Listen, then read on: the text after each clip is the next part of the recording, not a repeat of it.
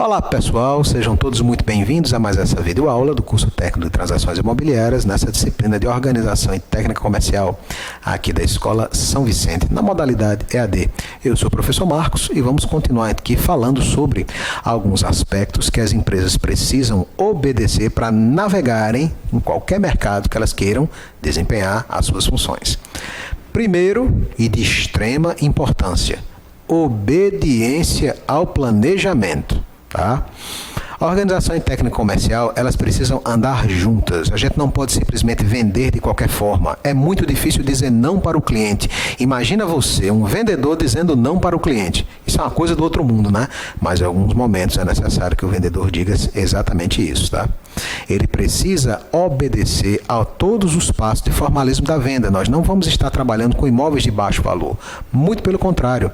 Vamos estar trabalhando com imóveis de cifras muito elevadas, financiamentos que vão comprometer a renda e a capacidade de pagamento de uma família por até 30 anos. São decisões que vão repercutir sobre essas famílias por 30 anos. Então temos que ter muito cuidado, muito profissionalismo para levar a essas famílias a melhor solução do ponto de vista econômico, do ponto de vista financeiro e do ponto de vista prático para a vida de todos eles. Então, primeiro passo, obediência total ao planejamento. Segundo passo, seleção dos melhores recursos. Terceiro passo, divisão racional do trabalho. Quarto passo, departamentalização racional de todas as atividades que vão ser realizadas dentro da empresa. Quinto passo, divisão do trabalho e das pessoas por competência. Sexto passo, hierarquia, que tem que ser estabelecida e tem que ser cumprida. Sétimo passo, ordem. Tudo dentro de uma empresa precisa ter ordem. É organizar, é dirigir, é controlar todo o tempo. Não é apenas no começo, não é apenas no meio, não é apenas no fim.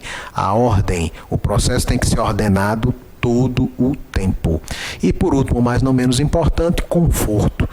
Tudo isso que foi listado aqui precisa ser desempenhado todos os dias, mas de uma maneira que permita a quem está fazendo o trabalho ter conforto, a quem está utilizando esse trabalho ter conforto. Porque se a solução não for agradável, não for prática, não for viável, ela não vai ser implementada, ela não vai ser utilizada, ela não vai funcionar.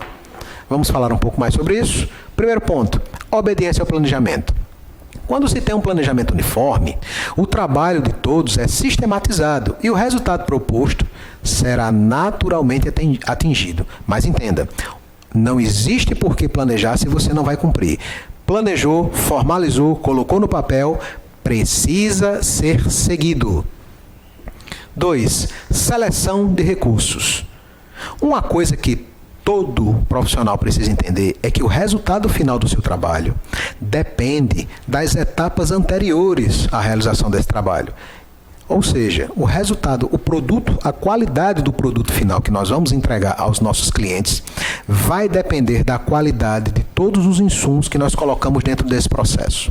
Se você vai trabalhar com financiamento imobiliário, entenda que a escolha de um bom correspondente bancário, a escolha de uma boa assessoria bancária, a escolha de um bom cartório, a escolha de um bom despachante cartorário, a escolha de clientes adequados e a escolha de vendedores de imóveis ou de imóveis adequados vai refletir no resultado final do seu imóvel positivamente.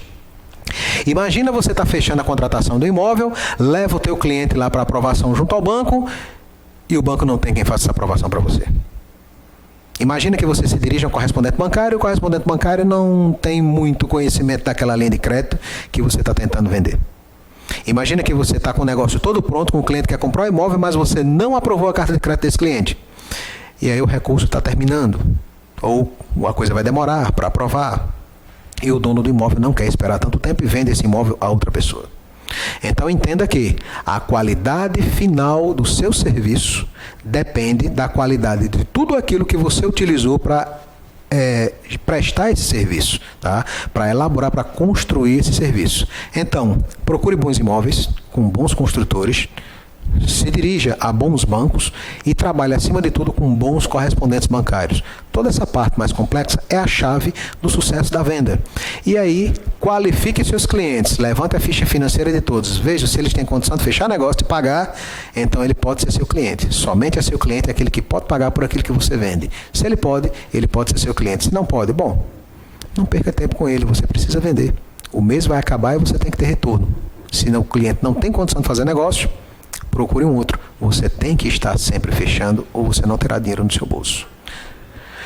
Divisão do trabalho. Uma boa organização eficiente deve contar com uma boa divisão do trabalho, onde a racionalidade, a impessoalidade imperem no processo de decisão.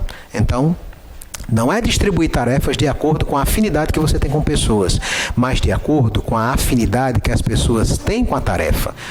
Um bom fechador, um corretor de imóveis, pode ser que ele não entenda muito do processo de financiamento, pode ser que ele não entenda muito ou não goste muito do processo de contratação, mas ele gosta de negociar. Então, um corretor que é um bom fechador, ele pode ser muito bem utilizado no processo de negociação e confecção da proposta. Tá? Outros corretores entendem mais de mostrar o imóvel e gostam do aspecto mais prático da negociação. Vale a pena, então, privilegiar esse cara e colocar ele para mostrar mais imóveis. Outros são muito bons em captação, outros preferem trabalhar com imóvel em construção, outros preferem trabalhar com locação. E por que não colocar essas pessoas de acordo com suas competências, dividindo o trabalho e colocando elas onde elas serão mais relevantes? Daí que está a inteligência do processo.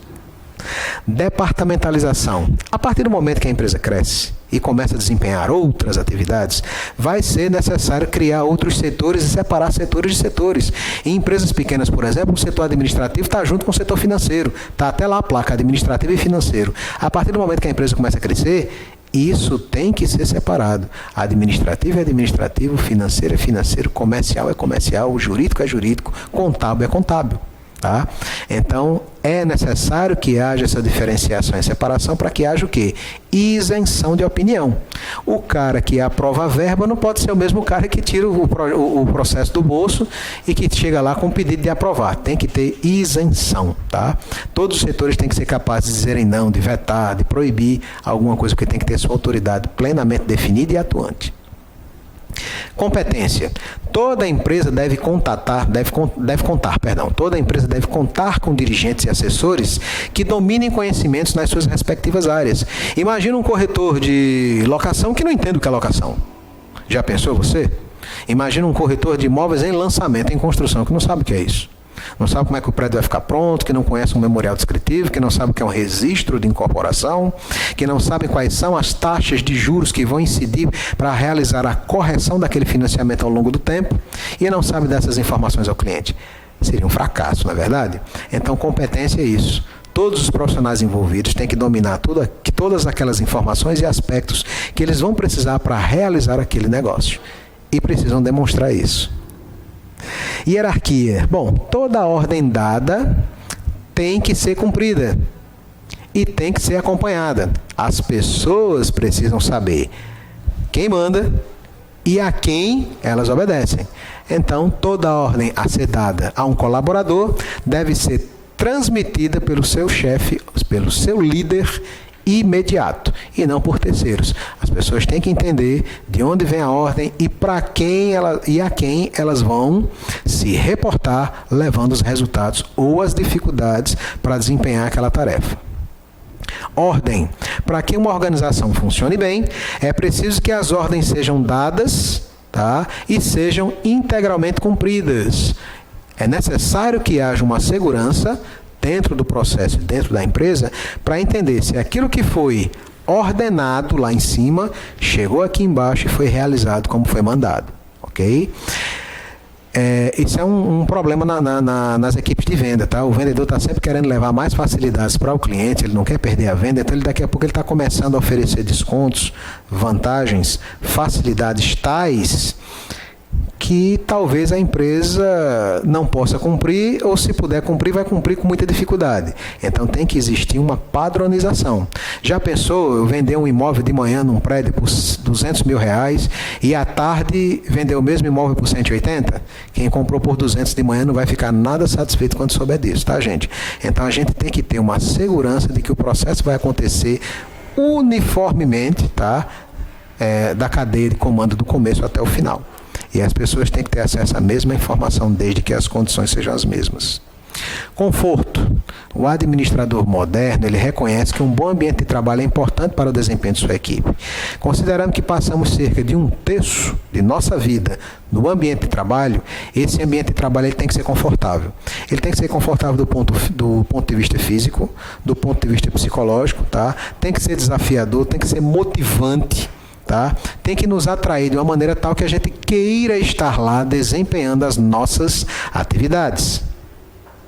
E ao aplicar tais princípios, nós devemos considerar os seguintes aspectos. Os aspectos organizacionais como simplicidade, agilidade, flexibilidade, trabalho em equipe e autonomia dos nossos colaboradores. Aspectos culturais como a ampla participação e o comprometimento do cliente interno, que é o nosso funcionário, que é o nosso corretor, que é o nosso colaborador. Se ele não se sentir confortável, se ele não se sentir tranquilo, se ele não se sentir bem visto, bom, é uma relação de trabalho, que eu já falei no começo aqui do nosso curso, baseada no vínculo autônomo. Ele não tem uma subordinação funcional e ele não tem um registro também funcional. Ou seja, se ele não se sentir confortável, ele poderá e com certeza irá vender o seu trabalho, o seu conhecimento a uma outra empresa. E ele vai sair, com certeza, do seu escritório, da sua empresa, da sua organização e vai buscar aí melhores oportunidades fora dela, no mercado. Quem sabe até se tornar um concorrente seu. Bom, organizamos a casa, organizamos o mercado, sabemos os nossos clientes, vamos buscar agora no mercado quais são aquelas coisas aquelas estruturas que podem nos dar apoio ao desempenho das nossas atividades diárias. Estruturas do comércio. Primeiro, para a prática e o desenvolvimento do mercado comercial, temos que utilizar algumas estruturas de apoio que devem ser adaptadas segundo as características de cada mercado. São elas: transporte. Gente, no nosso mercado, a gente não vai lidar com o transporte como sendo aquela coisa de levar e de trazer pessoas. No nosso mercado, vamos entender transporte como a capacidade de levar e de trazer informações as mais confiáveis, rápidas e seguras possíveis para os nossos clientes. Nós viveremos de informação. Quando falamos que o transporte de dados de informação do nosso mercado, nós não estamos falando de transportar cliente, nós estamos falando de usar transporte de carga. Nós estamos falando de informação, tá? Um construtor vende um imóvel, essa informação de que esse imóvel foi vendido tem que chegar para a gente, tá? Aprovei uma carta de crédito, estou vendendo um imóvel, essa informação tem que chegar lá ao dono do imóvel para ele saber que aquela unidade está reservada porque eu estou contratando ela, tá? Então vamos tentar entender transporte como sendo isso no nosso mercado, tá? Comunicação. Gente, comunicação é uma coisa indispensável. O cliente, ele precisa de segurança. O cliente, quando ele vai comprar, ele tem que saber que aquela unidade está de fato à venda. Que ele vai alugar, ele tem que saber que aquela unidade está de fato para alugar. Quando eu falo que o imóvel tem 3 quartos, ele tem que ter 3 quartos de verdade. Se eu falo que o imóvel são 2 quartos, tem que ser 2 quartos de verdade. Quando eu falo que o preço é aquele, o cliente tem que ter essa segurança. Então, a comunicação, ela tem que ser clara nos dois hemisférios, tá? No hemisfério interno, que é a comunicação praticada dentro da empresa, e no hemisfério externo, que é a comunicação em que a informação sai da empresa, tá? E vai para o mercado. Então, o cliente que tem acesso a essa informação lá fora, que pegou um panfleto, que viu um VT, que atendeu um telefone, que viu uma mensagem no WhatsApp, que viu uma postagem numa rede social, ele tem que ter a segurança de que essa informação é clara, que essa informação é real e que ele vai se dirigir até aquele local e fechar o negócio como foi prometido, tá, gente? Então a comunicação, ela tem que ser bastante clara e bastante segura. Precisamos nos relacionar muito claramente com o nosso mercado fornecedor. E nessas linhas de financiamento de imóvel mais popular, esses imóveis são vendidos numa velocidade tal que muitas vezes uma tabela que você pega numa sexta-feira já mudou completamente numa segunda ou numa terça. Algumas construtoras, por exemplo, fazem evento de venda que no único dia vende 35, 40, 50 imóveis. Aí você está com a tabela da semana passada e aí já fizeram um evento de venda, venderam 30 imóveis. você tem que atualizar aquela informação. E pensando nisso, várias construtoras já colocam as tabelas online. E aí quando você quer fechar negócio, você entra lá no site, pega aquela informação e verifica quais são as unidades que estão à venda. Correção de preço de tabela também tem que ser informado. Desconto, premiação, campanha, qualquer vantagem para o corretor ou para o cliente precisa estar lá claro e à disposição. Então, muita atenção, porque no nosso mercado fornecedor nós temos que nos preocupar com muita propriedade com essas informações. O nosso mercado fornecedor precisa nos trazer essas informações de maneira muito clara. Se você trabalha com recursos públicos, o banco ou a agência que você está trabalhando tem recurso suficiente para isso. Se você trabalha com cartório, o cartório com o qual você está trabalhando realmente traz as informações em tempo hábil, traz as informações em tempo real, está te cobrando o justo e o correto? Será que não é necessário contratar uma pessoa? Será que não é necessário manter uma parceria, fazer uma negociação com esses prestadores? Não sei. Verifique a sua atual situação e se aproxime desses fornecedores o máximo que você puder. Quanto melhor o seu relacionamento com o seu mercado fornecedor, melhor será o seu conjunto de resultados. Tempo e espaço. O tempo que a empresa utiliza é para se movimentar dentro do espaço que ela ocupa e pretende ocupar dentro do mercado. Venda é velocidade. Não adianta começar um processo agora e só terminar esse processo daqui a 90 dias, daqui a 120 dias. Em 90, 120 dias, o cliente já desistiu de fechar aquela compra, o cliente já conseguiu um outro produto, o cliente, quem sabe, até comprou aquele produto com outro prestador de serviço que não foi você, né? Com outra imobiliária, com outro corretor, tá? Velocidade é uma coisa que hoje dita grande parte da decisão de venda. Se o cliente quer comprar, se o cliente quer fechar negócio, precisamos fazer aquilo o mais rápido possível. E hoje nós temos condição, por exemplo, de aprovar crédito bancário até pela internet. Tá? Nós estamos vivenciando aí uma época de pandemia, então os serviços estão se virtualizando o máximo que nós conseguimos manter. A gente já consegue pegar a documentação do cliente inteira, digitalizada como o banco manda, no formato que cada banco manda, envia para o banco faz a análise, aprova a carta de crédito, tudo pronto para o cliente, em uma tarde, em menos de um dia, e o cliente já está sabendo que pode comprar onde pode comprar. Se você tem a tabela que o teu fornecedor de informações, que é o teu construtor, mandou tudo certinho, vai lá, visita e fecha negócio naquela mesma tarde. Venda é velocidade, você não pode demorar. E ocupar de maneira certa seu tempo e o seu espaço no mercado é uma importante técnica comercial, sem dúvida. Ok? Dominar conhecimentos de marketing. Gente, isso é de vital importância para qualquer profissional hoje que lida com qualquer mercado. Quem tem seguidores, quem tem pessoas a dar satisfações, ele precisa dominar o marketing, tá? Nós teremos uma disciplina toda dedicada ao marketing, toda focada nisso mais na frente. Mas nesse momento, o que é importante dentro da organização da técnica comercial é que você entenda que, se faz necessário qualquer gestor de atendimento, utilizar todas as informações e ferramentas que ele tiver, tá, sobre o marketing, para descobrir o verdadeiro perfil do cliente, ao qual ele vai destinar o seu projeto e descobrir sua verdadeira necessidade. Não adianta hoje levar para o seu cliente aquilo que ele não precisa, aquilo que ele não quer. Em muitos casos, eu já vi corretor atendendo que o cliente entendia mais do produto que estava comprando do que o próprio corretor. Por quê? Porque ele já entrou na internet, ele já pesquisou, ele já ligou, ele já tem um amigo que mora lá, já visitou, já pisou no imóvel e está precisando do corretor apenas para formalizar a questão da aprovação da carta de crédito e assinatura do contrato e todo o processo do cartório. Que ainda é um pouco difícil, o cliente não consegue fazer só, daí a necessidade também do corretor de imóveis dominar isso daí para levar essa facilidade para o cliente, né? Então, não raras vezes o cliente entende mais do produto do que o próprio corretor que está vendendo, porque ele já esteve lá, ele está querendo comprar, ele já tentou, ele já viu e foi lá se informar a respeito do que o imóvel tinha para que ele pudesse fazer negócio. Então, o corretor tem que demonstrar todo o tempo muito conhecimento, muita informação e tem que saber vender isso com propriedade, com profissionalismo e de uma maneira que de fato traga retorno. Vamos falar na próxima aula sobre as estruturas auxiliares do comércio e as características especificamente para o mercado imobiliário. Porque hoje o corretor que deseja sobreviver no mercado, ele tem que contar com ajuda.